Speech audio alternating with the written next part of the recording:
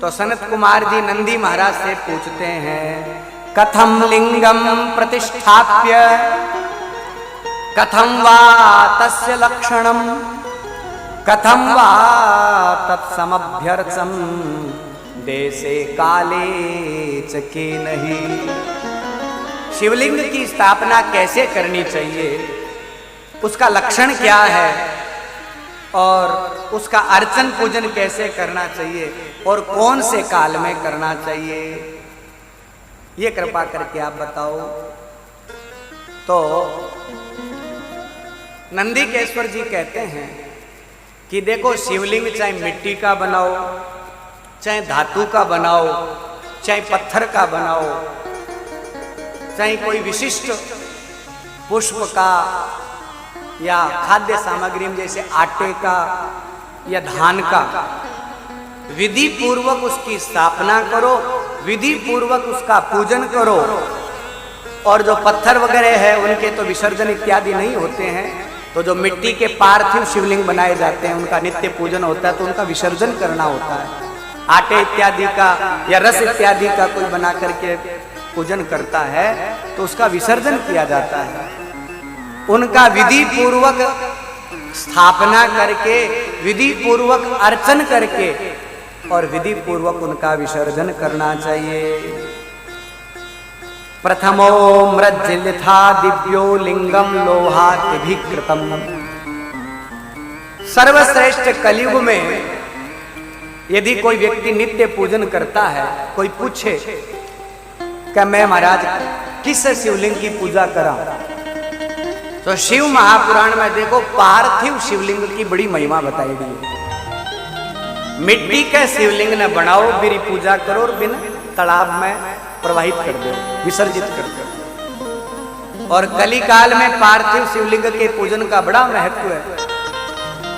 शिव महापुराण में अभी आगे आएगा कि कितने कितने पार्थिव शिवलिंग पूजा करने से जीव की कौन कौन सी मनोकामना पूरी हो जाती है, ये भी वर्णन आया है। तो कलयुग में सबसे सर्वोत्तम है मिट्टी का, मिट्टी का शिवलिंग बनाया जाए और नित्य उसका पूजन करके उसको तालाब में। देखो आपने राजस्थान में तो ज्यादा कौन नहीं, लेकिन थे देखो यूपी के महीने, एमपी के महीने आज भी चिकनी मिट्टी लेकर के बुजुर्ग की विधवा माताएं हैं, बूढ़ी माताएं हैं या घर की मातृशक्तियां हैं, जवान इत्यादि जो बच्चियां हैं, आज भी भगवान शिव को अर्चन करने के लिए वे पार्थिव शिवलिंग बनावे, मिट्टी को शिवलिंग बनावे। और भी की भी पूरी विधि है, थे नित्य क्रम पूजा प्रकाश गीता प्रेसालिए भी पूरी विधि बताईडी भी है कि बनानी चीज है। तो बी के अनुसार शिवलिंग बनाओ और भी पूरी पूजन की पद्धति भी है कि यहाँ पूजन करना है, पहली जल चढ़ाना है, 4 बार पाद्य और पाद्यम हस्ते और अर्घ्य मुखे आचमनियम सर्वांगे सुस्नानियम। भगवान शिव जी की पूजा करो तो पहली चरण धुलो, पाद्य और पाद्यम, फिर बाद में हस्ते और अर्घ्यम। कई लोग कहे बाबूजी मैं तो पूजा करनी जाना ही कौन, भगवान की पूजा किया बैठाई कौन। देखो भगवान की पूजा दोरी को नहीं है, दोरो तो अपनो मन है, आप जानबूझ को नहीं करा। एकदम सरल है, जिया थे थारे शरीर के सागे करो, बिया भगवान शिव जी की पूजा कर दो। अब थे पूछो मारे शरीर के सागे किया तो थे सौ पहल पोत ना हो जना पग धो कौन दो, तो भगवान शिव जी का पग धो दिया। थे हाथ धो कौन दो, पादयोर पाद्यम यानी पग धुल गया, हस्तयोर अर्घ्यम हाथ धुल गया, कुल्डो करो आचमन करो तो मुखे आचमनियम, भगवान को भी जल आचमन दे दो। फिर बाद में सर्वांगे स्नानम, पूरे शरीर के ऊपर पानी ढोलो थे लोग, स्नान करो, तो भगवान शिव जी ने भी पूरे नहला दिया। अब शिवलिंग है तो बिम तो पग है को नहीं, तो बड़ कल्पना करो कि मैं भगवान शिव जी का पग धो रही हूँ, मैं शिव जी का हाथ धुला रही हूँ, मैं शिव जी को मुंडो धुल रही हूँ, मैं शिव जी ने नुआ रही हूँ। पादय और पाद्यम हस्तय और अर्घ्यम मुखे आचमनियम सर्वांगे सुस्नानियम। अब थे पानी ढोलने के बाद में क्या करो? शैम्पू लगाओ नहीं, साबुन लगाओ, हाँ कई लगाओ, तो भगवान के भी लगा दो। तो भगवान के भी कौन लगाना है? साबुन शैम्पू।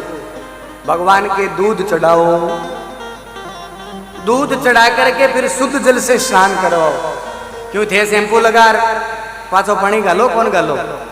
साबुन लगा दे शुद्ध पानी ना हो, कौन ना हो? तो भगवान को भी दूध चढ़ाया, शुद्ध जल से नहला दिया। फिर दही चढ़ाओ, फिर शुद्ध जल से नहलाओ। फिर घी चढ़ाओ, फिर शुद्ध जल से नहलाओ। फिर शहद चढ़ाओ, फिर शुद्ध जल से नहलाओ। फिर चीनी शक्कर वो चढ़ाओ, फिर शुद्ध जल से नहलाओ। यदि ये पांचों चीजें अलग अलग नहीं है तो पंचामृत बना करके एक साथ भगवान को पंचामृत से नहला दो। अब थे की साबुन शैम्पू लगाया, फिर बाद में शुद्ध जलू नहाओ तो पाछा शिव जी ने शुद्ध जलू नवा दो। एकदम सेम है, कोई कठिनाई नहीं है। शिव जी शुद्ध जलू नहा लिया, फिर बाद में थे क्या करो? गबछो शरीर ने पूछो तो भगवान को भी शुद्ध कपड़े से अंग प्रोंछनम, अंग पोंछ दो, शिव जी को पोंछ दो। फिर बाद में क्या करो? कपड़ा पहरो, तो शिव जी ने भी कपड़ा पहराओ। कपड़ा को नहीं तो मोड़ी का दो तारी, वस्त्रम समर्पयामि उपवस्त्रम समर्पयामि। शिव जी जनेऊ पहरे तो यज्ञोपवीतम समर्पयामि, जनेऊ पहना दो। जनेऊ पहर ली, कपड़ा पहर लिया, फिर बाद में थे तो घेना गांठार कई मेकअप करो, तो भगवान शिव जी का भी करो। कैसे करोगे? घर में चंदन है तो चंदन का तिलक लगा दो। थे तो बोलो फेशियल थेतड़ो, क्रीम पाउडर थेतड़ो, लेकिन भगवान शिव जी का तो फेशियल भस्मी है। यदि भस्मी है तो भस्मी चढ़ा दो, चंदन का तिलक लगा दो। चावल धुल करके अलंकार, अलंकार के लिए जैसे आप अलंकार पहनते हो ना, गहना गांठा पहरा, हरिया डोरिया पहरा, तो अलंकार के लिए चावड़ा ने धुल करके भगवान के चावल चढ़ा दो। एकदम सेम। नहा धोर तैयारी हो गया, कपड़ा पहन लिया। अब थे तो कई आइटम लगाओ, तो भगवान शिव जी ने बिल्व पत्रम, बेल पत्तो तो पत्तो चढ़ा दो। यदि कोई पुष्प है तो पुष्प तोड़ करके चढ़ा दो। दुर्बा, दुर्बा है तो दुर्बा चढ़ा दो। विधि पूर्वक भगवान शिव जी का पूजन हो गया। थे तो का नहा धोर कपड़ा पैर गेना गांठा पैर के करो। जिमो कौन जिमो? तो भगवान ने भी जिमा दो। जो भी घर में सब्जी रोटी दाल चावल बनाईडो है बाहर अर्पण कर दो। कोई जरूरी को नहीं बिदाम वाली कतले चढ़े, जो बना है घर में प्रसाद। हाँ, तामसिक पदार्थ नहीं होना चाहिए। थे लहसुन वाली चटनी ले जाओ ला भगवान का गबा नहीं, शुद्ध सात्विक जो घर में प्रसाद बना है वो भगवान के अर्पण करो और हाथ जोड़ करके प्रार्थना करो। ये तो कर दियो, फिर बाद में आरती कर दो। आरती कर जानो के भगवान की कितनी बार हुआ आरती ठाए? 14 बार भगवान की आरती करनी चाहिए। 4 बार चरणन माही, 4 बार भगवान के चरणों में आरती की जाती है। 1 बार नाभि प्रदेश, 1 बार भगवान के नाभि प्रदेश की आरती और 2 बार मुखमंडल। तो कितनी हो गई? 4, 1, 5 और 2, 7 और 7 बार सर्वांग, पूरे अंगों पर 7 बार और घुमा दो तो 7 और 7 14 हो गई। तो 14 बार भगवान के ऊपर ओंकार का आकृति बनाते हुए भगवान की आरती करनी चाहिए। हो गया शिव पूजन। आरती के बाद में जल का छींटा देख करके पुष्पांजलि चढ़ा दो। थे तो शाना हो, लेकिन कई लोग के वह आरती चालन लाग रही है, बीच में ही आरती ले ले हुए थे तो कौन ले वो नहीं, सगड़ा शाना हो। नहीं लेनी चाहिए। जब तक आरती चल रही है, यदि हमने बीच में आरती हाथ डाल के ले ली तो वो झूठी हो जाती है। इसलिए भगवान को पूरी आरती समर्पित जब हो जाए जल का छींटा लग जाए, उसके बाद में भगवान को आरती देने के बाद में हमें आरती लेनी चाहिए। आपा तो बीच में ही यहाँ कर ले, वो अपराध है, ऐसा कभी नहीं करना चाहिए। तो इस प्रकार से भगवान शिव का पूजन हो गया। यहाँ पर नंदी महाराज ने पूरे शिवलिंग की पूजा का विधान बताया कि किस प्रकार से शिवलिंग का पूजन करना चाहिए। और देखो अब विवाद चले कि शिवलिंग घर में किसो रखा, मंदिर में किसो रखा। कई लोग कहे आजकल तो और सोशल मीडिया मोबाइल आने के बाद में लोग ज्ञानी ज्यादा हो गया। घरे गांव में जका अपने पंडित जी की बात कहे बा को नहीं मानना, लेकिन मोबाइल में जकी बात कोई दूसरों कह दी बा मान ले से बुरो मत मान्या थे। आजकल लोग प्रश्न करे, बोले महाराज देखो दीपावली 2 होने लग गई, 11 2 होने लग गई, ऐसा क्यों होता है? ये अब नहीं हो रही है, ये पहले भी होती थी। आप 100 साल का पंचांग उठा करके देखो, ये दीपावली, एकादशी, पूर्णिमा, जन्माष्टमी, ये 2 आज नहीं हो रही है, ये तो 100 साल 200 साल पहले भी हो रही थी। लेकिन 100 साल 2 साल पहले थर्जिया के ज्ञानी को नहीं आ, बोला बड़ा सीधा लोग आ, जना लड़ाई को नहीं होती। और आजकल थे ज्ञानी भी पूरा को नहीं, अध जल गगरी छलकत जाए। न तो आप सिद्धांत को सुनना पसंद करते हैं, न उसके निष्कर्ष को जानने की कोशिश करते हैं, और सोशल मीडिया पर बवाल खड़ा कर देते हैं, ये ऐसा टकराव पैदा कर देते हैं, ये हो रहा है, ये हो रहा है। अरे पहली गांव के महीने विश्वास हो तो ठाकुर जी रमिंदर पर जो दादो हो तो वो कह दे तो आज दियाली बनानी है तो आज ही दियाली होती। लेकिन आजकल मोबाइल में अरे मार तो बे कलकत्ता मासी जी है तो कोई काल मना से हमें तो, अरे तो वहां के सूर्य उदय में यहाँ के सूर्य उदय में फर्क है। और शास्त्रों की भाषा हम लोग न तो समझ सकते, न हमें ज्योतिष का इतना ज्ञान है।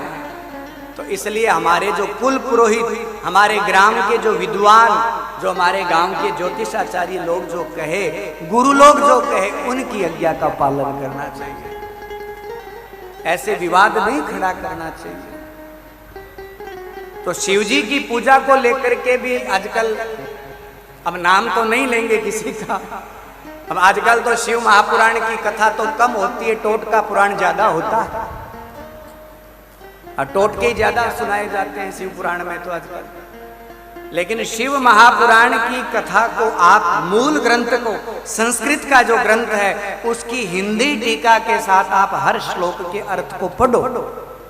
यदि आपको कोई शब्द का अर्थ नहीं आता है तो एक 300-350 रुपए की पुस्तक आती है, हिंदी शब्दकोश, वामन शिव राप्टे की संस्कृत शब्दकोश, उसको खोलो, उसमें लिखा हुआ है कौन से शब्द का क्या अर्थ है, वो अर्थ करके अर्थ निकाल लो।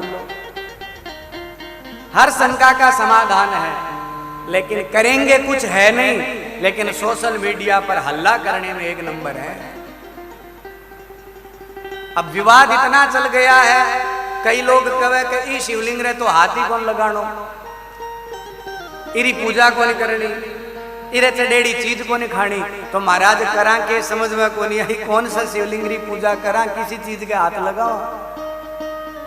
मैं कहता हूं विवाद में पड़ो ही मत। मूल जो ग्रंथ है शिव महापुराण का, मैंने थोड़ी देर पहले भी आपको कहा था, कल भी कहा था, शिव महापुराण की पहली संहिता विद्येश्वरी संहिता का आप 1 से 25 अध्याय तक अध्ययन कर लो, आद्योपांत अध्ययन कर लो, आपकी सारी शंकाओं का समाधान हो जाएगा। तो थारा एक शंका को तो समाधान हो गयो कि शिवजी री पूजा दोरी को नहीं यहाँ करी जाए, और आम कोई नयो आइटम बाजारू लेने की जरूरत को नहीं, सगली चीजा घरे मिले। तो शिवजी की पूजा यहाँ हुए, विधि भी थाने बता दी कि यहाँ करनो है। पंडित जी ने बुलार करो तो और बढ़िया, लेकिन कई बार पंडित जी उपलब्ध को नहीं हुए, समय अभाव हुए, तो आप ई तरीके से भगवान का चरण दो, हाथ धुलाओ, आचमन कराओ, स्नान कराओ, दूध दही घी शहद चीनी पंचामृत शुद्ध जल से स्नान, वस्त्र यज्ञोपवीत उपवस्त्र चंदन चावल बिल्व पत्र पुष्प दुर्वा अबीर गुलाल समीपत्र। खेजड़ी को लूंग राजस्थान में घणो ही है, फूल नहीं लाता तो खेजड़ी को लूंग चढ़ा दो। समीपत्र भगवान शिव जी ने अति प्रिय है, समीपत्र चढ़ा दो। ये तो भगवान को पूजन करके भोग लगा दो, आरती कर दो, बस होगी शिव जी की पूजा। तो शिव पूजन कोई कठिन नहीं है। नंदीकेश्वर जी ने सनत कुमारों को शिव पूजन का महत्व बताया। बिरबाद में अगले अध्याय में शिव क्षेत्र की महिमा बताई कि जहां पर शिवलिंग की स्थापना होती है, जड़ जड़ शिवलिंग की स्थापना हुए, 100 हाथ की दूरी तक वो शिव क्षेत्र कहलावे। बीती दूरी में थे कोई भी यदि सत्कर्म करशो तो वो शिव क्षेत्र में ही कहलाता है। और शिव क्षेत्र में किया गया दान पुण्य सत्कर्म अक्षय होता है। और देखो एक बात और सुनिया, भगवान को कोई भी क्षेत्र है या तीर्थ क्षेत्र है, उस तीर्थ क्षेत्र में किया गया पाप और पुण्य अक्षय हो जाता है। इसलिए तीर्थ क्षेत्र में जाकर के कभी भी पाप न करे। अब बात ध्यान रखने वाली है।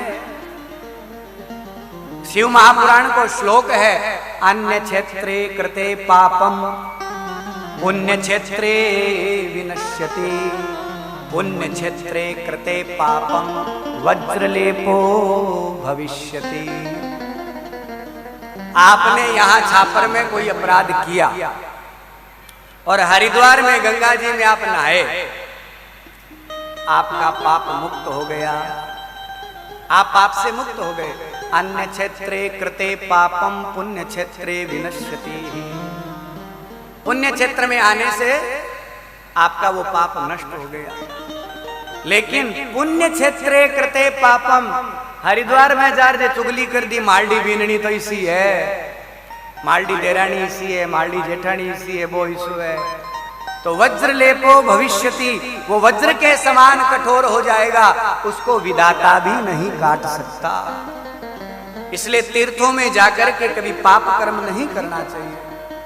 ये शिव महापुराण में बताया गया है। और शिव जी के जो मुख्य मुख्य क्षेत्र है, इनमें सबसे बड़ा क्षेत्र काशी को बताया गया है। लिखा है काश्याम मरणान मुक्ति ही, काशी में व्यक्ति मरने से मुक्ति मिल जाती है। काशी के क्षेत्र में व्यक्ति मरने से उसको मुक्ति मिलती है। और आज भी आप काशी में मणिकर्णिका के घाट पर जाकर देखो, दुनिया की वही एक ऐसी जगह है जहां पर मुर्दे को भी इंतजार करना पड़ता है। 20 चिता जलन लाग रही है, 20 लाइन में खड़ी है, 20 लहरान लाग रही है। आज भी आप जाकर के देख सकते हो। काशी में मणिकर्णिका घाट के ऊपर आप जाके देखिए तो काशी क्षेत्र की बड़ी महिमा है। साक्षात देवादिदेव महादेव वहां विश्वनाथ के रूप में जगत के मालिक बन करके बैठे। तो यहां पर नंदी महाराज ने सनक सनंदन सनातन सनत कुमार जी को 12वें अध्याय में शिव क्षेत्र की महिमा का वर्णन किया। अब 13वें अध्याय में प्रश्न करते हैं। क्या प्रश्न किया? ऋषियों ने कहा, सदाचारम श्रावयासुएन लोकान जयेत बुधः धर्मा धर्मा मयान ब्रूहि स्वर्ग नारकदांस्तथा। ऋषियों ने कहा, आप कृपा करके हमें सदाचार के बारे में बताइए। सदाचार क्या होता है और सदाचार जिसके जीवन में नहीं है उसका क्या होता है, और जो सदाचार से अपने जीवन को जीता है उसके जीवन की क्या महत्ता है, आप कृपा करके बताइए। तो देखो, आपने वेदा के मायने लिखेड़ो है, आचारहीनो न पुनन्ति वेदाः। जो आचार से हीन है जिसके जीवन में शुद्ध आचरण नहीं है उसको वेद भी शुद्ध नहीं कर सकता। भले ही वेद की ऋचाएं याद कर ली, वेद पाठ गणाई जोर जोर का बोले, मंत्र गणाई जोर जोर का बोले, लेकिन आचरण के महीने गड़बड़ी है तो बिन वेद भी शुद्ध को नहीं कर सके।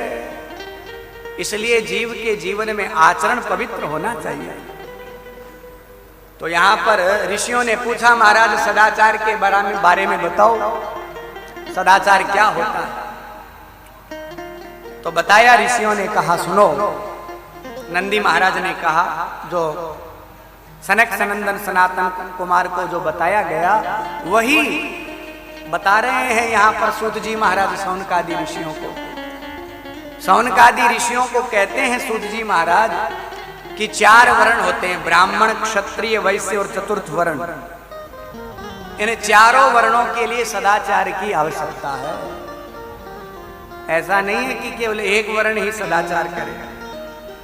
सदाचार का मतलब जो वेदों ने आज्ञा दी है उस आज्ञा का हम पालन करें, अपने अपने धर्म में तटस्थ रह करके उन नियमों का पालन करें, यही सदाचार है।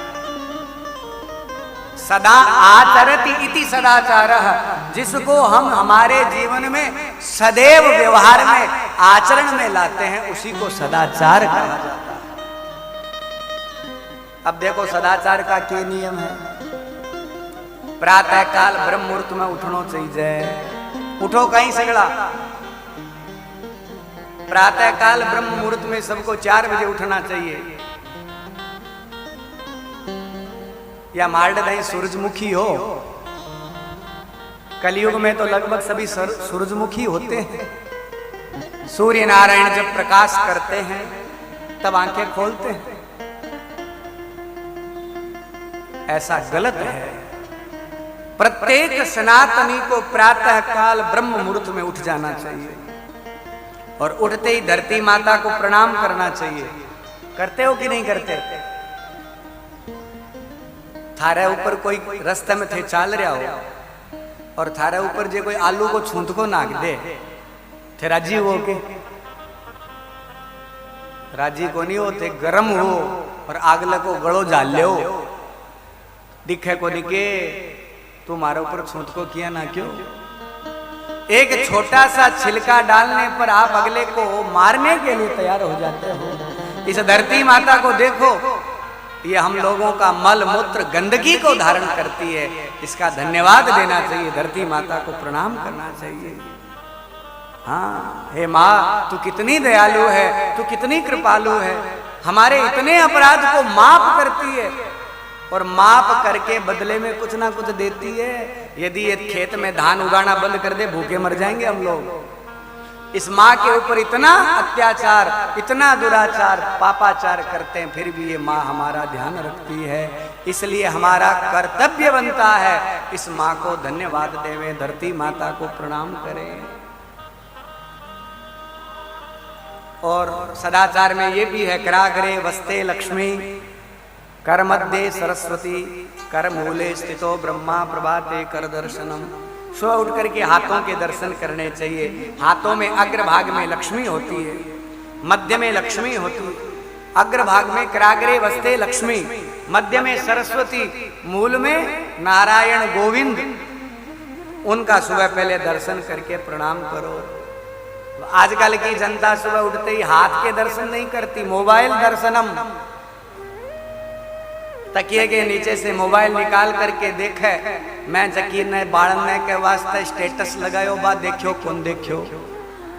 ये साड़ी पहन करके मैंने मेरी सहेली को थोड़ा सा जलाने के लिए जो स्टेटस लगाया था कि मैंने देखो 20,000 वाली साड़ी पहन रखी, उसने देखा कि नहीं देखा, व्यू कितने आए हैं, लाइक कितने आए हैं। तो आज का मनुष्य यही देखता है। सज्जनों, माता बहनों, भाइयों, शिव महापुराण की कथा केवल सुनने की कथा नहीं है, ये जीवन में धारण करने की कथा है। शिव महापुराण में सदाचार का वर्णन है, हमें हमारे जीवन में वो सदाचार उतारना है। विद्येश्वरी संहिता के 13वें अध्याय में सदाचार के बारे में बताया। समय पर उठो, स्नान करो, स्नान कर नित्य शौच इत्यादि क्रिया करके स्नान करके धुले हुए वस्त्र पहन करके नित्य देवार्चन करो। उसके बाद में 14वें अध्याय के अंदर अग्नि यज्ञ, प्रत्येक सनातनी को 5 यज्ञ करने चाहिए। उन यज्ञों का वर्णन है। ब्रह्म यज्ञ, देव यज्ञ, पितृयज्ञ, भूत यज्ञ, ये 5 प्रकार के यज्ञ हमारे शास्त्रों में बताए गए हैं। तो पितरों को राजी करने के लिए पितृयज्ञ करो, यानी पितरों के लिए कुछ ना कुछ तर्पण इत्यादि करो। देवताओं को प्रसन्न करने के लिए देव पूजन हवन करो। ऋषियों को प्रसन्न करने के लिए उनका पूजन करो। ब्रह्म अर्थात प्रत्येक ब्राह्मण, क्षत्रिय, वैश्य, इनके अलग अलग कर्तव्य है। वेद पढ़ना, वेद पढ़ाना, यज्ञ करना, यज्ञ कराना, दान देना, दान लेना, ये ब्राह्मण के 6 कर्म है। क्षत्रिय का कर्म है वेद पढ़ना, यज्ञ करना, दान देना और आपत्ति काल में राष्ट्र की रक्षा के लिए अपने प्राणों की आहुति दे देना। वैश्य का कर्म है वेद पढ़ना, यज्ञ करना, दान देना और मेहनत से कमाए गए धन को सदुपयोग में लगाकर राष्ट्र की, देश की, गाय की, समाज की, संत की, देव की, ब्राह्मण की रक्षा करने के लिए उस संपत्ति का सदुपयोग करना, ये वैश्य का कर्तव्य है। चतुर्थ वर्ण का कर्तव्य है सबके साथ प्रेमास्पद भाव को स्थापित करते हुए, सेवा के भाव से सबके प्रति प्रेम भाव रखते हुए आनंद से भगवत संसार की सेवा ही भगवत सेवा मान करके उसको कृपा प्रसाद मान करके जीवन में धारण करना, ये चतुर्थ वर्ण का कर्तव्य है। इस प्रकार से ये 4 वर्ण के कर्तव्य है, उसके अनुसार उन्हें अपने अपने दायित्वों का निर्वहन करना चाहिए। 14वें अध्याय में यज्ञों के बारे में बताया। 15वें अध्याय में शिवलिंगों की पूजा, कौन कौन से शिवलिंग की पूजा करनी चाहिए। तो देखिए, कलयुग में आपको बता दिया पार्थिव शिवलिंग तो सर्वश्रेष्ठ है ही, उसकी पूजा करनी है। अब जो स्वयं प्रतिष्ठित शिवलिंग है, जैसे 12 ज्योतिर्लिंग है, उसकी किसी ने स्थापना नहीं की, वो स्वयंभू है, अपने आप प्रकट हुए हैं। तो ऐसे जो शिवलिंग है उनके स्पर्श करना, उनके पूजन करने में कोई दोष नहीं है। उनका आप स्पर्श भी कर सकते हो और उनका पूजन भी कर सकते हो और उनके ऊपर चढ़ा हुआ आप प्रसाद भी ले सकते हो। ऐसा शिव महापुराण में समाधान किया गया है कि आप कौन से शिवलिंग का नैवेद्य ग्रहण करें, कौन से शिवलिंग के ऊपर चढ़ा हुआ प्रसाद ग्रहण करें, उसका भी समुचित रूप से बताया गया है। अग्राह्यम शिव नैवेद्यम इति पूर्वम श्रुतम वचः ब्रूहि तन्निर्णयम बिल्व महात्म्यम विसन्मुने।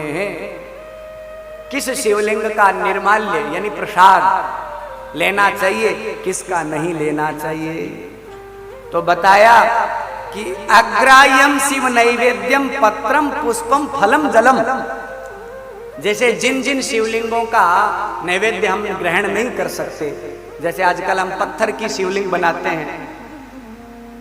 आजकल गांवों में क्या होता है, बाजार से, जयपुर से या किशनगढ़ से अपन लोग पत्थर की शिवलिंग बनवा करके ले आते हैं, उसकी प्राण प्रतिष्ठा करवाते हैं।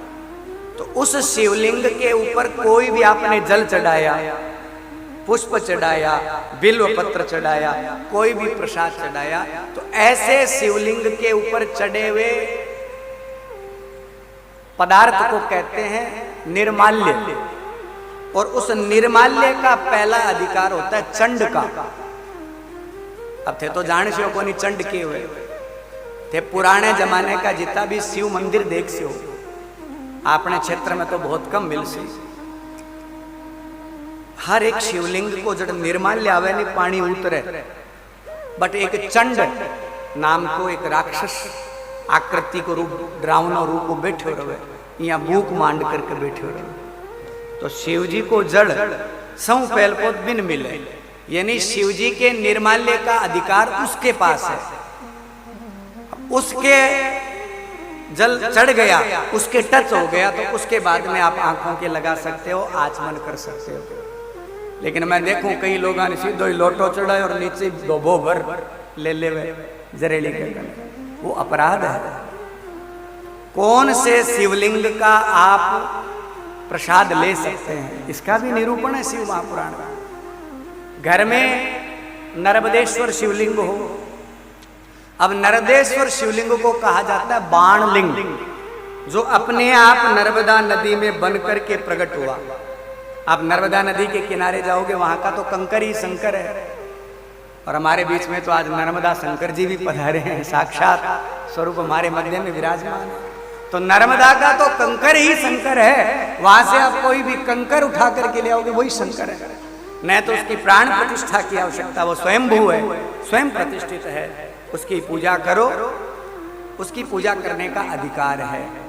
अब कुछ लोगों को ये सोशल मीडिया से ज्ञान ज्यादा मिलने के कारण वो ज्यादा ज्ञानी हो गए,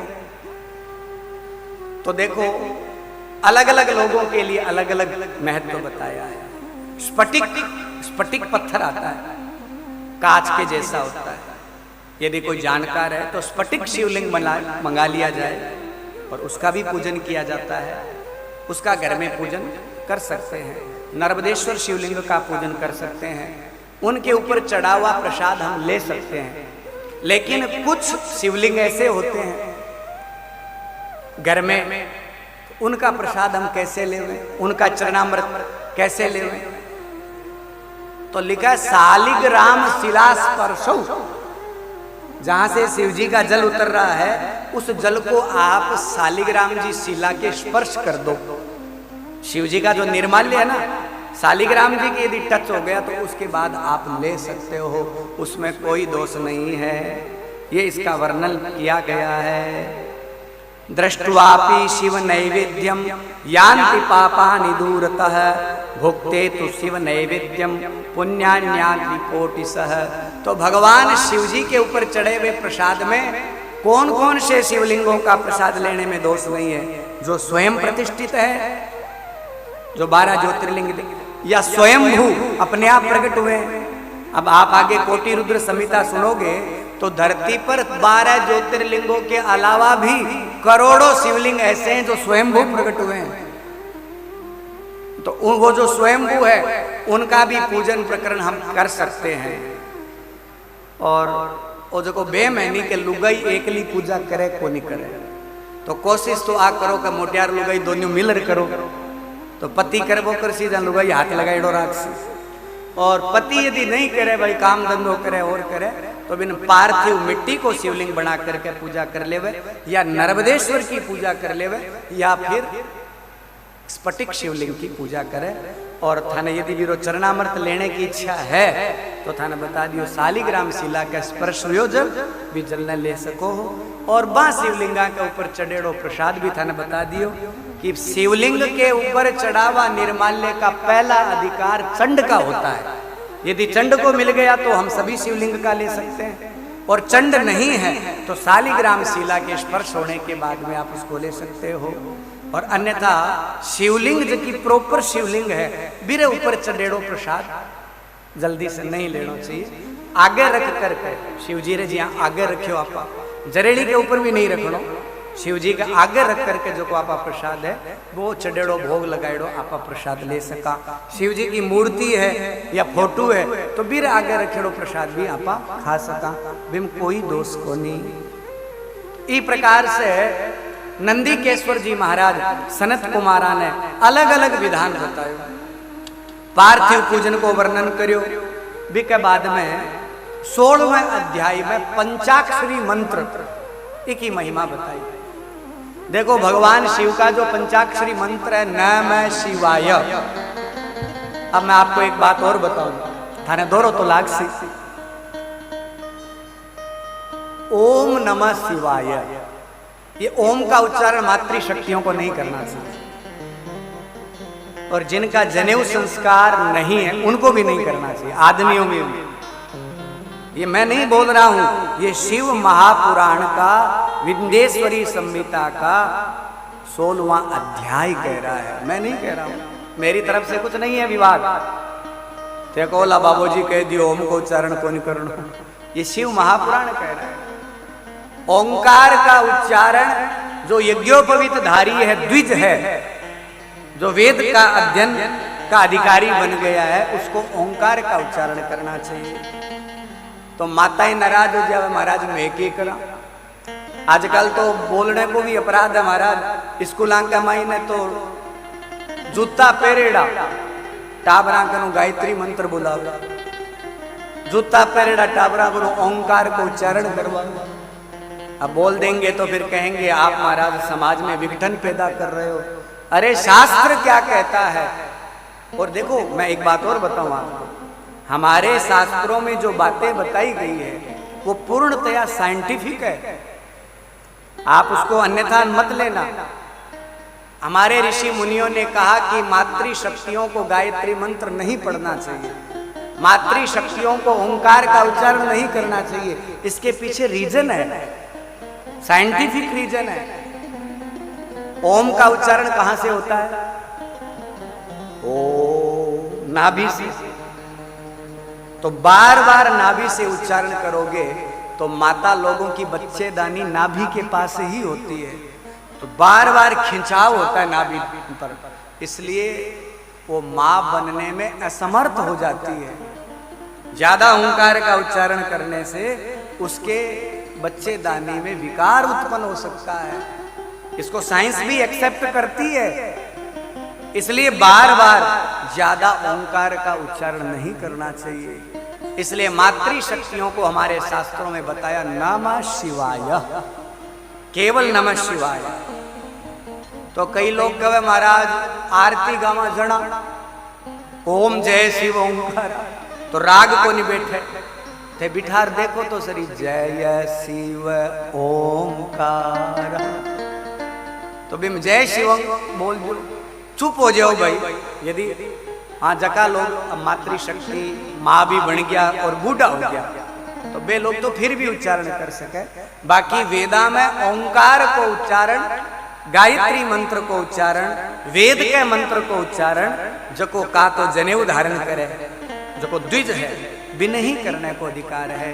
मातृ शक्ति ने केवल नमः शिवाय इस मंत्र का, फिर भी तारे ज्यादा कंपटीशन है कि ना ना आदमी तो ओंकार करे मैं क्यों कौन करा, तो माताएं लोग है ह्रीम नमः शिवाय ऐसा उच्चारण कर सकती है, ह्रीम बीज का। तो ओंकार का जो पुण्य मिलता है उतना ही आपको ह्रीम बीज उच्चारण करने से मिल जाएगा। तो पंचाक्षरी मंत्र की महिमा बहुत बताई है हमारे शास्त्रों में।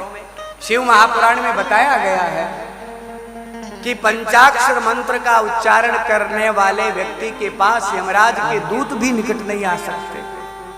तो इसलिए नमः शिवाय नमः शिवाय नमः शिवाय जितना हो सके जीव को ज्यादा से ज्यादा भगवान का नाम जप करना चाहिए। महादेव का जो नमः शिवाय का जप करता है इसकी बड़ी महिमा बताई गई है हमारे धर्मशास्त्रों में। सूत जी महाराज सौनकादि ऋषियों को वर्णन करते हुए कहते हैं, हे ऋषियों भगवान शिव के नाम की बड़ी महिमा है। जीव को ज्यादा से ज्यादा भगवान के शिव का गुणगान करना चाहिए। पंचाक्षरी जो मंत्र है जितना जप प्रणव का करने से जितना पुण्य फल मिलता है, ये प्रणव का ही भाष्य है, प्रणव का ही विस्तार है नमः शिवाय। तो जो प्रणव के अधिकारी है, जैसे सन्यासी होते हैं ना, जब सन्यास लेते हैं तो वहां पर उसका गायत्री का त्याग होता है, सावित्री प्रवेश होता है।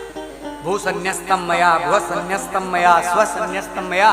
तो हम लोगों को जब सन्यास में प्रणव की दीक्षा दी जाती है, अर्थात सन्यासी प्रणव जप करे, और जो प्रणव का अधिकारी नहीं है उसके लिए केवल नमः शिवाय, वो नमः शिवाय का जप करने से ही उसे उतना ही पुण्य फल मिलता है जितना प्रणव का फल मिलता है। इसके बाद में देश काल और पात्र का कथन कहा।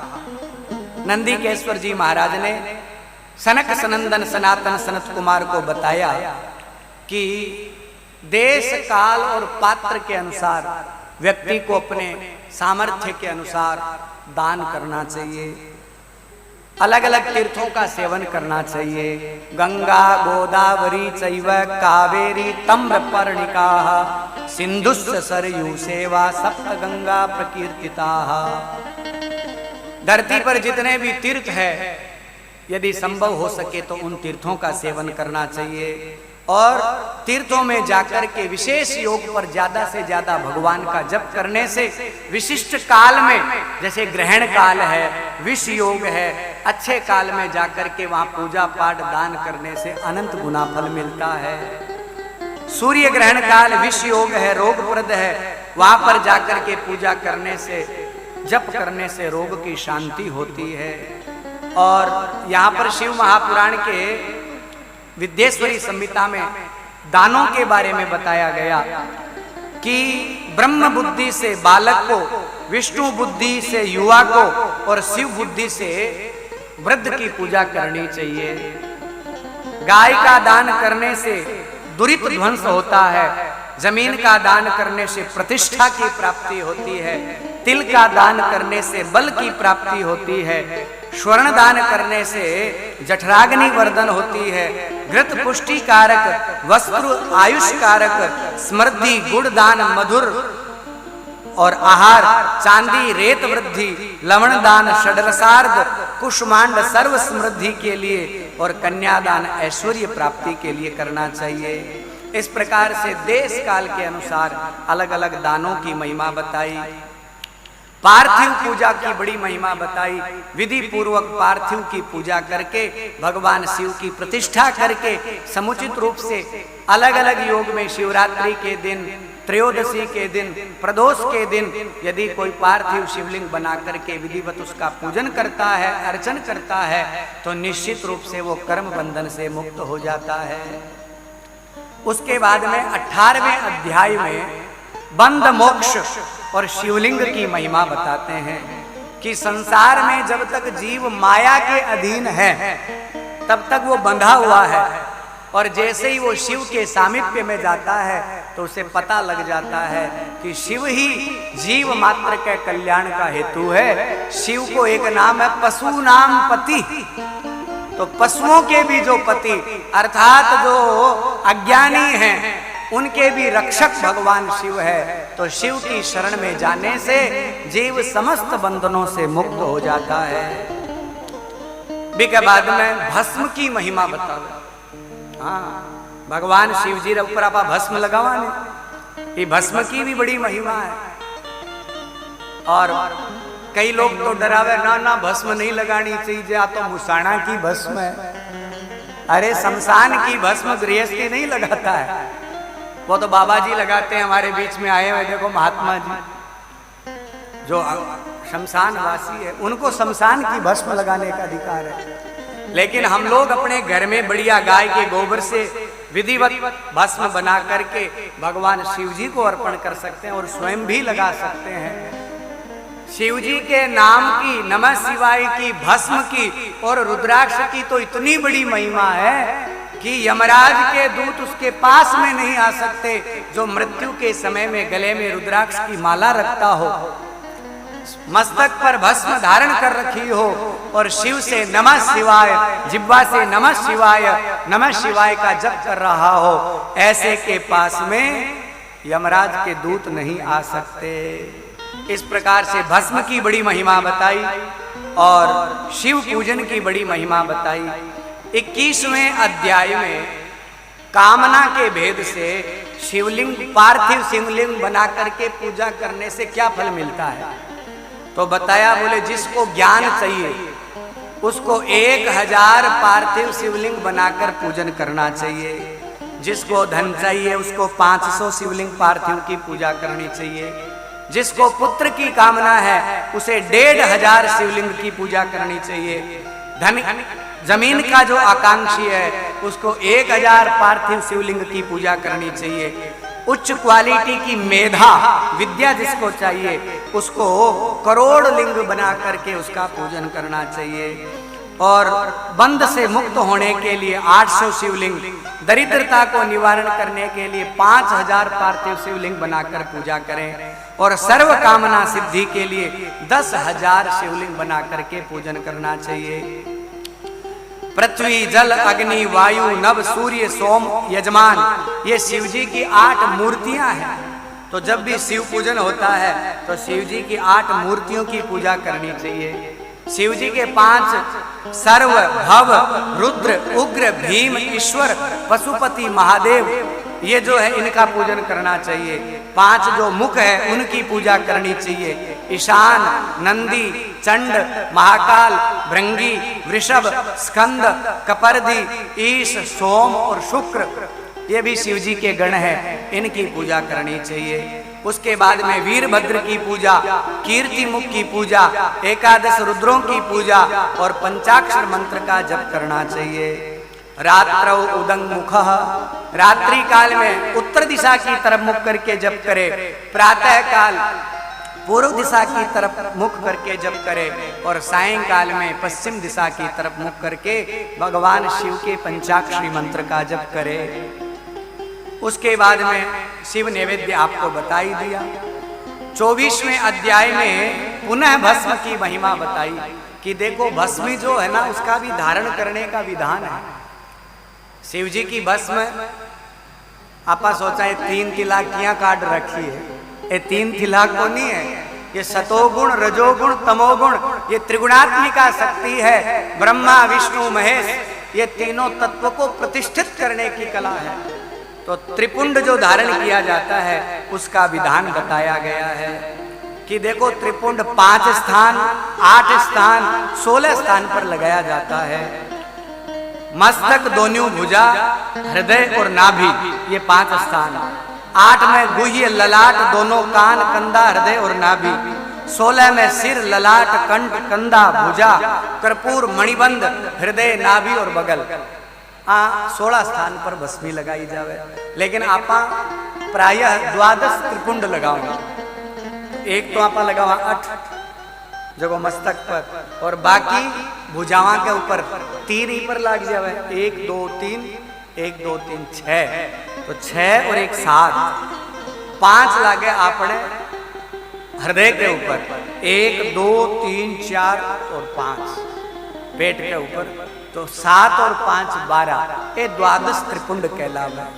कई लोग है जगह शिव भक्त बे कंठा के ऊपर भी लगावे, कोई कर्पूर के ऊपर भी लगावे, इस प्रकार कई लोग 16 जगह लगावे। मुख्यतः 12 त्रिपुंड का विधान है। तो भगवान शिव जी की भस्म को धारण करने वाला साक्षात शिव स्वरूप होता है। त्रिपुंडम ये विनंदंती निंदती शिव में वही, भगवान शिव कहते हैं जो बिना त्रिपुंड, बिना रुद्राक्ष की माला और बिना मेरा नाम जपे मेरे सम्मुख आता है, मैं उस भक्त की तरफ देखता ही नहीं हूं। इसलिए भगवान शिव के सामने जब भी जाओ तो गले में रुद्राक्ष की माला होनी चाहिए, मुख में शिव का नाम होना चाहिए और मस्तक पर भस्म धारण की हुई होनी चाहिए। तो सौनकादि ऋषियों ने कहा महाराज और तो सब समझ में आ गया, अब आप हमें रुद्राक्ष और बिल्व पत्र की महिमा बताओ। तो 25वें अध्याय में रुद्राक्ष की महिमा बताई है कि रुद्राक्ष भगवान शिव जी के नेत्रों के आंसू से उत्पन्न हुए हैं, जो शिव का ही स्वरूप है। और उसमें अलग अलग मुख है, 1 मुख, 2 मुख, 3 मुख, 4 मुख, 5 मुख, 1 से लेकर के 14 मुख तक होते हैं। अब मंठा टाइम हो गयो तो थारे जाने की उतावल ज्यादा है, तो अब बार मैं बताशू ते सुनशो कोनी, मन तो थारो बस में पड़ियो है कि गाड़ी में सीट ला दी कौन ला दी। तो वो 1 अध्याय जो है रुद्राक्ष धारण करना लो और बिल्व पत्र की महिमा वो आपा काल श्रवण कर श्या, क्योंकि थारी स्थिति ने मैं जान सकूँ हूँ। गांव में जाकर के गायों रो दूध काटनो है, सेवा करनी है, टाबरा को भोजन बनाना है, सासू ससुरा की सेवा करनी है, वो भी एक विक्षेप है। तो काल की कथा क्या मायने देखो, बिया तो आप शिव महापुराण की विद्येश्वरी संहिता लगभग पूरी कर ली, लेकिन एक 25वां अध्याय थोड़ो बड़ो है। और आजकल का लोग जिज्ञासु भी है, महाराज किता मुखी रुद्राक्ष धारण करा, किन किता मुखी धारण करना चाहिए। तो वो विषय थोड़ो गंभीर भी है और समझने वालों भी है। तो ये विषय की कथा आपा काल करांगा। और काल की कथा का मायना आपा सृष्टि खंड यानी शिव महापुराण की दूसरी संहिता है रुद्र संहिता। रुद्र संहिता के मायने हमारा 6 खंड है। पहलो सृष्टि खंड, दूसरो सती खंड, तीसरो पार्वती खंड, चौथो कुमार खंड, पांचों युद्ध खंड, 5 खंड है। तो बा 5 खंडा के मायने काल आपा सृष्टि खंड की कथा और सती खंड की कथा श्रवण करांगा। ज्यादा से ज्यादा संख्या में उपस्थित होकर भगवान के पावन चरित्र की कथा सुनो और अपने जीवन में सफल बनाओ। बोलिए भक्तवत्सल भगवान की जय हो। आओ 2 मिनट भगवान को कीर्तन करा, उसके बाद में आरती करके और प्रसाद लेकर गंतव्य में प्राप्त करो। नमः शिवाय शिव नमः शिवाय नमः शिवाय शिव नमः शिवाय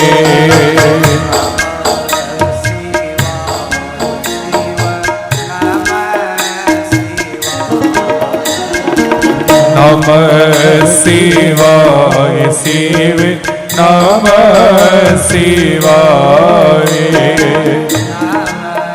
शिवाय शिव नमः शिवाय नमः शिवाय शिव नमः शिवाय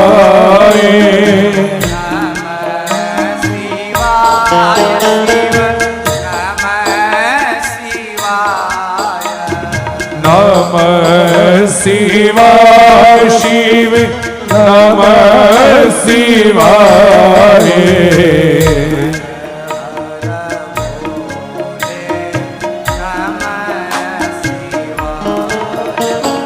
हरे हरे भोले नमः शिवाय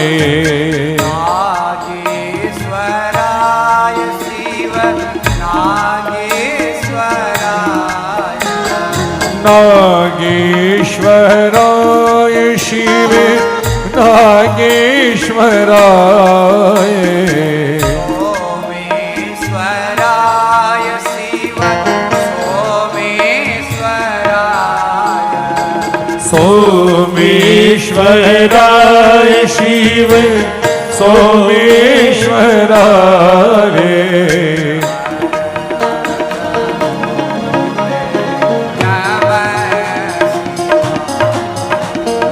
हरे हरे भोले नमः शिवाय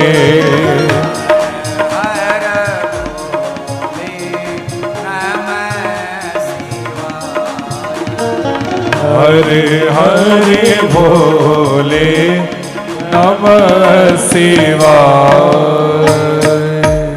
बोलिए शंकर भगवान की जय हो। श्री शिव महापुराण की जय हो। व्यास जी महाराज की जय हो। सद्गुरुदेव भगवान की जय हो। सभी संत समाज की जय हो। अपने अपने माता पिता गुरुदेव की जय हो। नमः पार्वती पतये हर हर हर महादेव।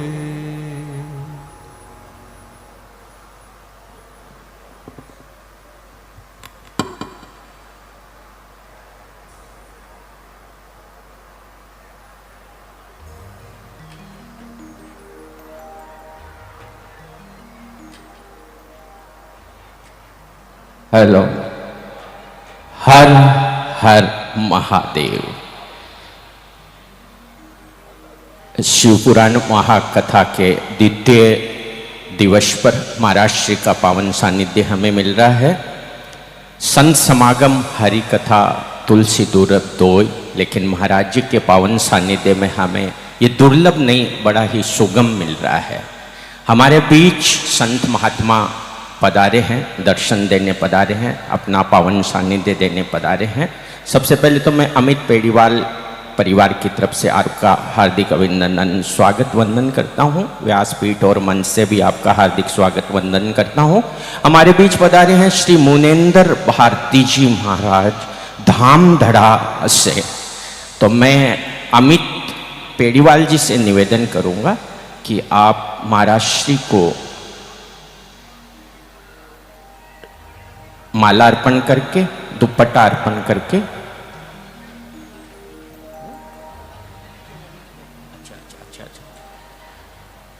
मैं निवेदन करूंगा हमारे रतनलाल जी मोदी व्यापार मंडल से अमित जी मोदी के पिताजी। रतनलाल जी मोदी, आप मंच संत सानिध्य मंच के पास पधारे। और हमारे बीच श्री मुनेन्द्र भारती जी महाराज, जो कि धामधड़ा से हमारे यहाँ पावन सानिध्य देने पधारे हैं, इनका माला अर्पण करके हार्दिक अभिनंदन स्वागत वंदन करें। आपके साथ ओम जी तापड़िया जी भी पधारे। आपका दुपट्टा और माला और यथा योग्य भेंट अर्पण करके महात्मा जी का अमित पेड़ीवाल परिवार की तरफ से हार्दिक अभिनंदन स्वागत वंदन। और आपके साथ ही बड़ा अद्भुत संयोग बना, संत समागम हरि कथा तुलसी दुर्लभ दो, लेकिन मैं यहाँ कहूँगा बड़ा ही सुगम होता जा रहा है। गिरनार जा रहे कुछ संत महात्मा आपके सानिध्य में आए, दर्शन के लिए आए, और आप इनको लेके यहाँ पे पधारे। आपका बहुत बहुत अभिनंदन स्वागत वंदन। आपके साथ पधारे हैं महंत भानुगिरी जी महाराज, जिनका मैं निवेदन करूँगा, प्रकाश जी नाई हमारे समाज सेवी हैं, आप आए, आप इन महाराज का दुपट्टा माला और भेंट दक्षिणा करके हार्दिक अभिनंदन स्वागत वंदन करें। आपके साथ पधारे हैं महंत राकेश गिरी जी महाराज।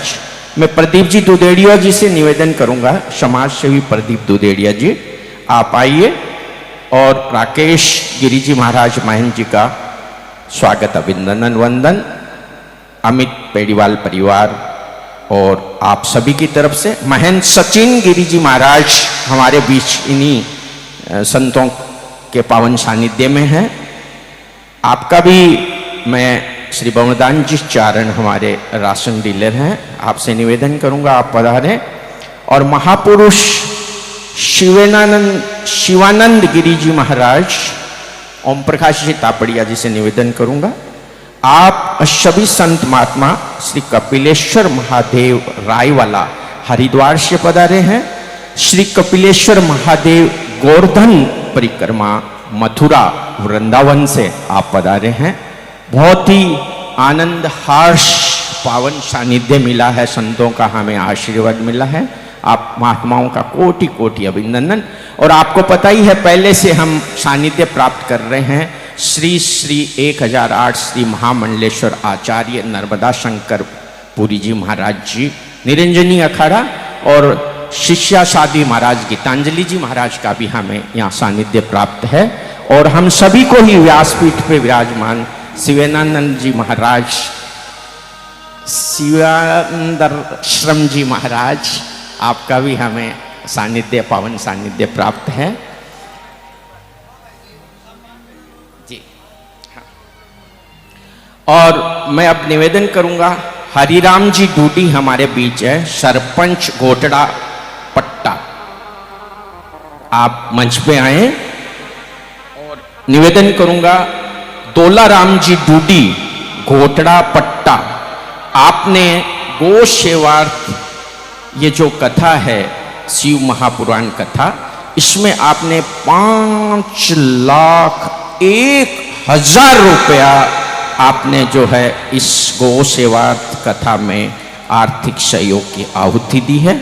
आपका बहुत बहुत धन्यवाद, हार्दिक अभिनंदन वंदन। शायद आपने ध्यान से सुन लिया, फिर भी मैं एक बार और सुनाने की इच्छा है। 5,01,000 रुपए दोलाराम जी डूडी घोटड़ा पट्टा की तरफ से गो सेवार्थ शिव महापुराण कथा में ये इनकी भेंट। और इनके साथ है मनोज जी शर्मा,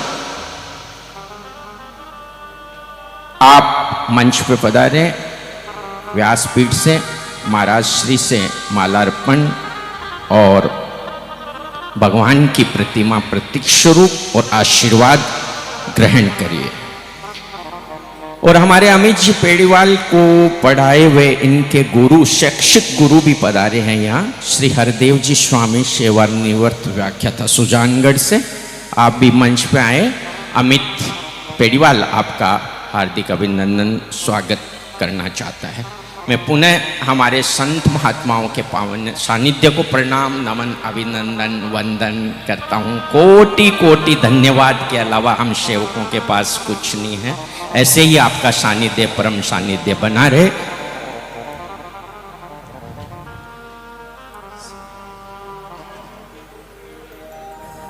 आज द्वितीय दिवस की कथा में अब आरती वंदन होगा और आरती वंदन के लिए मैं नाम पुकार रहा हूं। शीघ्र शीघ्र नाम सुनते ही आप पधारिए और आरती में सम्मिलित होइए।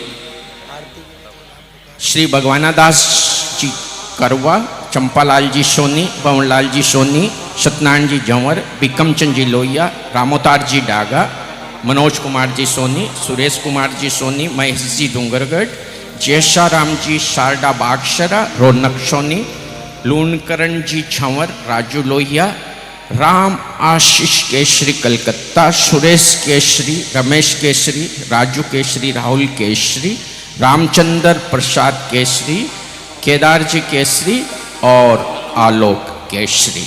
आप सभी व्यासपीठ के समीप आरती के निहित पधारे। सभी लोग अपने स्थान पर खड़े हो जाएं। प्रेम पूर्वक श्री शिव महापुराण की आरती करेंगे। ओम ज्वाला मालिन्ये नमः, रत्नेश्वर्ये नमः, सर्वोपचारार्धगंधाक्षतपुष्पाणिं समर्पयामि, नमस्करोमि। कर्पूरे गौरम करुणावतारं संसारि सारं भुजगेन्द्रहारं सदा वसन्तं हृदयारिविन्दे भवं भवानी सहितं नमामि, भवं भवानी सहितं नमामि। ओम जय शिव ओंकारा, प्रभु जय शिव ओंकारा, ब्रह्मा विष्णु महाशिव, भोले भोलेनाथ सदाशिव, हरे महाके धारा, ओम हरे हरे हरे महादेव।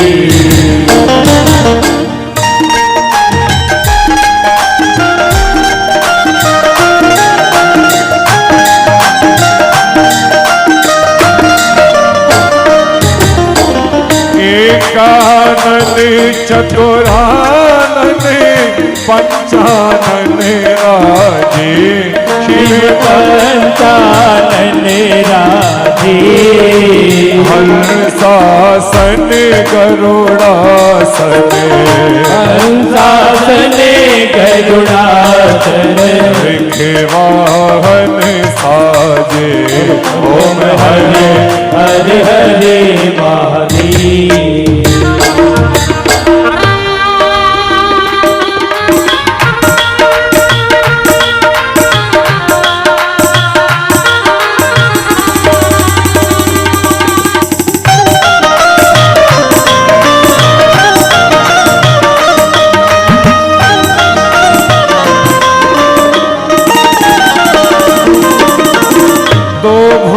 चार चतुरे भुजे, दस भुज ते सोहे, शिव दस भुज ते सोहे, तीनों रूप निरखता, शिव जी करो निरखता, भुवन जन मोहे, ओम हरे हरे हरे महादेव।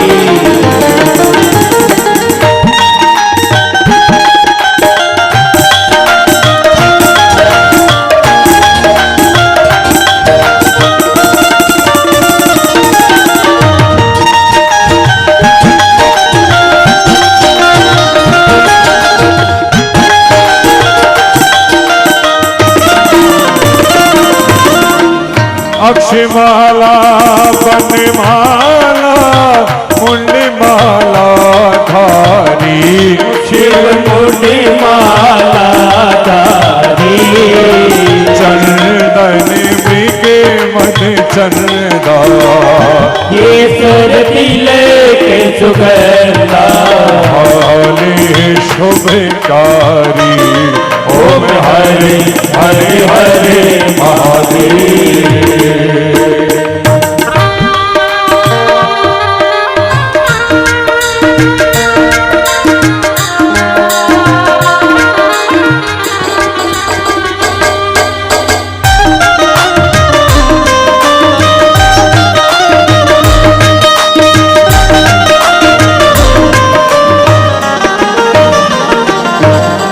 श्वेतांबरे पीतांबरे बागंबरे अंगे, शिव बागंबरे अंगे, जग करता जग भरता सुख करता तुम्हें हरिता, जग पालन करता। ओम हरे हरे हरे महादेव।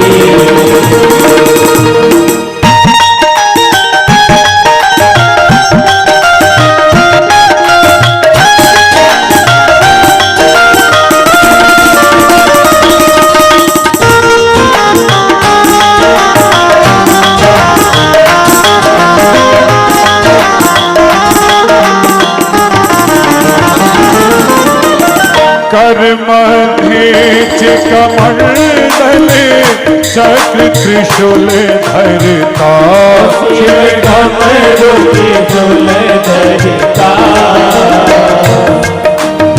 सुख करता दुख हरता, सुख करता दुख हरता, जग पालन करता।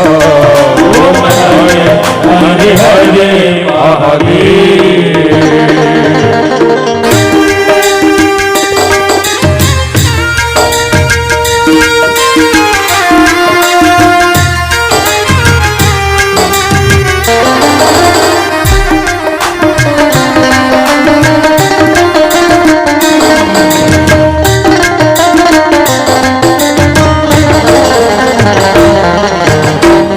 ब्रह्मा विष्णु सदा शिव जानते अविवेका, शिव जानते अविवेका, अक्षर के मते, ओम अक्षर के मते, ये तीनों देखा। ओम हरे हरे हरे महादेव।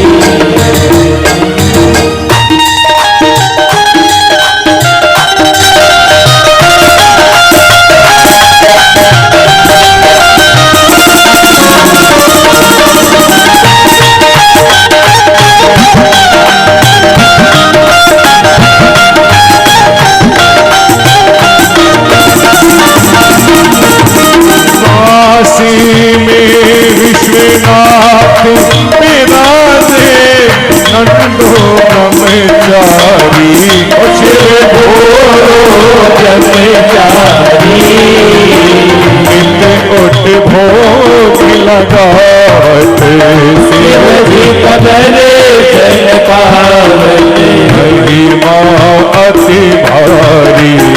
ओम हरे हरे हरे महादेव।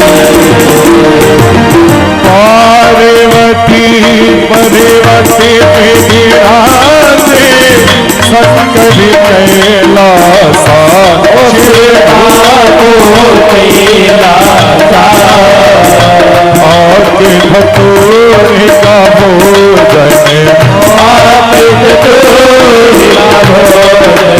हसनी वासा।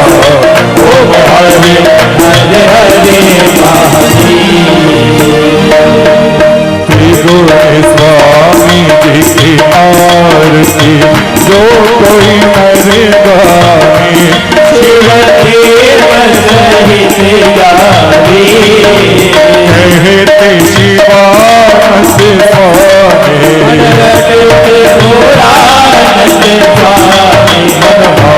चित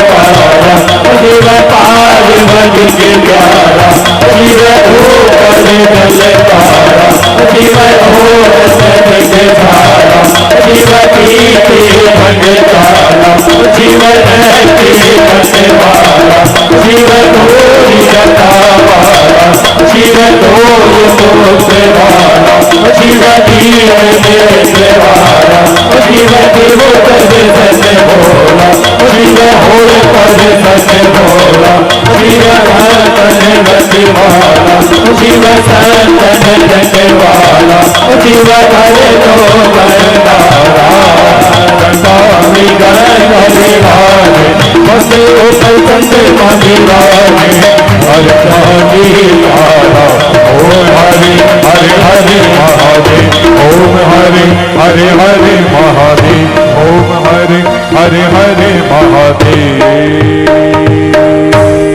जलीन शीतलीकरणं कुर्यात् आत्मा विवन्द्य आत्मकल्याणार्थे ओम जौ शान्तिरन्तरिक्षं शान्तिः पृथिवी शान्तिरापः शान्तिरोगदयः शान्तिः वनस्पतयः शान्तिर्विश्वे देवाः शान्तिर्ब्रह्म शान्तिः सर्वं शान्तिः शान्तिरेव शान्तिः श्यामा शान्तिरेधि अदमन्त्रपुष्पाञ्जलिं हरिः ओं जग्नेनग्निमयदन्तदेवा तानि धर्माणि विधमान्याः सन्न तेहनाकं महिमानः सजन्त यत्र पूर्वे साध्या सन्ति देवा सेवन्ति कामकुलचम्पकपाटलाब्धे पुण्णागजाति करवे दरसालपुष्पै बिल्व प्रवाल तुलसी दलमञ्जरीवे स्वां पूजयामि जगति स्वरमे प्रसीद नाना सुगन्धि पुष्पाणि यथा कालोद्भवानि च पुष्पाञ्जलिर्मया दत्तं गृहाणे परमे